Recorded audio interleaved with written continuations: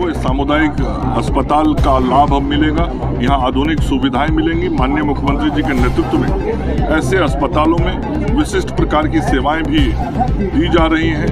पर्याप्त मात्रा में औषधियाँ उपलब्ध कराई जा रही हैं। स्थानीय विधायक की शिकायत थी कि चिकित्सकों की कमी है, ट्रेसर नहीं है, तमाम संसाधनों का अभाव है, इसके लिए सरकार क्या कर रही है? नहीं, चिकित्सक हैं, व्यवस्थाएं हैं, तभी तो अस्पताल चल रहा है। लेकिन इस व्यवस्था को और बेहतर करना है, ये हम लोगों की भी सोच है और उसी सोच के तहत हमने वैकेंसी प्रकाशित कर दी। 8 चिकित्सक के सापेक्ष 2 चिकित्सक मैरवा में है, उन्हीं 2 चिकित्सकों की कमी है तभी तो वैकेंसी निकाले हैं। नहीं रहता तो फिर वैकेंसी क्यों निकालते?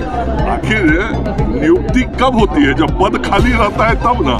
तो पद खाली है तभी तो नियुक्ति निकाले, और ये नियुक्ति की प्रक्रिया शुरू हो गई है। तो नियुक्ति जैसे होगा तो और डॉक्टर आ जाएंगे, तो और डॉक्टर आएंगे तो अस्पताल के लिए भी बेहतर होगा, हमारे प्रबंधन को बेहतर होगा।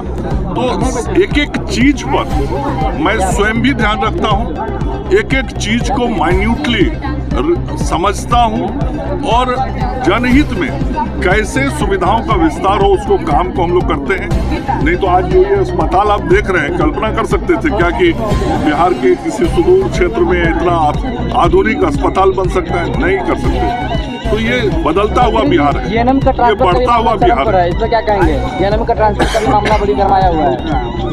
सब तो विभागीय विषय बिल जो आया है, वक्फ बिल, ये एक न्याय दिलाने वाला बिल है। वक्फ बिल ऐसा है जो आज़ादी के बाद से अभी तक कुछ कमियां और खामियां इस देश के व्यवस्थाओं में थी, उन व्यवस्थाओं को ठीक करने वाला बिल है। और न्याय मिलेगा इससे लोगों को। और किसी को यह अधिकार कैसे मिल सकता है कि कोई खड़ा होकर कहीं कह दे कि ये जमीन हमारी और हमारी संस्था का है, और फिर वो दूसरा कोई व्यक्ति उसको लेके न्यायालय में भी ना जा सके। तो जो अन्याय हो रहा था उसको न्याय दिलाने के लिए बिल लाया गया। और अल्पसंख्यक लोगों को तो मैं कहना चाहूँगा, अल्पसंख्यक समाज के लोगों को, कि ये जो गरीब अल्पसंख्यक है आज उनको उससे न्याय मिला है। जो पासमानदा मुसलमान भाई हमारे, इस वक्फ बिल के कारण उनके अंदर बहुत खुशी है। आप पासमानदा समाज के मुसलमान भाइयों से बात करेंगे तो वो प्रसन्नता व्यक्त करेंगे। हाँ, कुछ लोग जो अपनी दादागिरी चलाना चाहते थे, जो इन जमीनों के आधार पर अपना महत्व बनाना चाहते थे, उन लोगों को जरूर दिक्कतें हो रही है, और वही लोग इसको राजनीतिकरण कर रहे हैं। नहीं है, हम लोग ड्रेसर का एक मांग किए कि भाई यहाँ एक्सीडेंट की घटनाएं होती है, उसके बारे में भी सरकार का यही रुख है।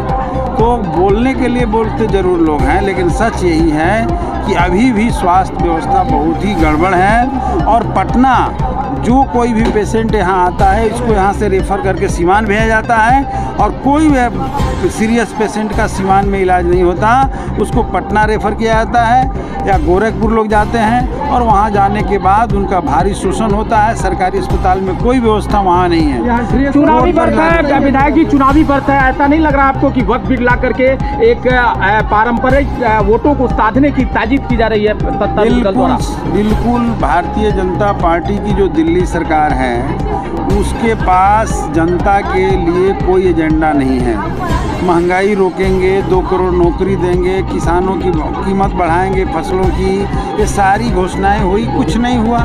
और ये 20 साल की सरकार ने कुछ नहीं किया। न बिहार में कोई इंडस्ट्री लगाया, न बिहार के भीतर नौजवानों को रोज़गार दिया। 17 महीना के सरकार में जो रोज़गार मिला वो रोज़गार मिला, उसके अलावा कोई रोज़गार नहीं दिया। और हम लोग देख रहे हैं कि बिहार में बाढ़ की स्थिति वही है, सुखाड़ की स्थिति वही है।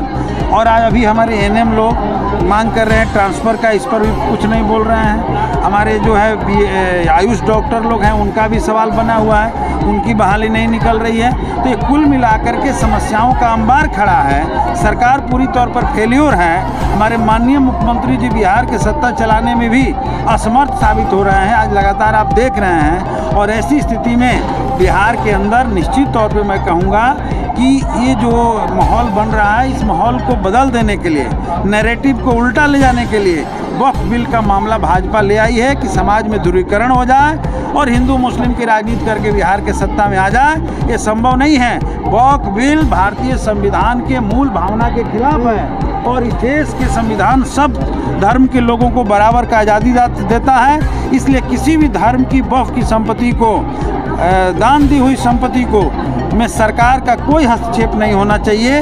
ये सरासर अन्याय हो रहा है, ये गलत हो रहा है और ये लूटने की भी एक साजिश है। इस पूरी संपत्ति को इकट्ठा करके अडानी अंबानी को खुश करने की योजना है और बिहार के राजनीति को, देश के राजनीति को ध्रुवीकृत करने की योजना है, दंगा के राजनीति को आगे बढ़ाने की योजना।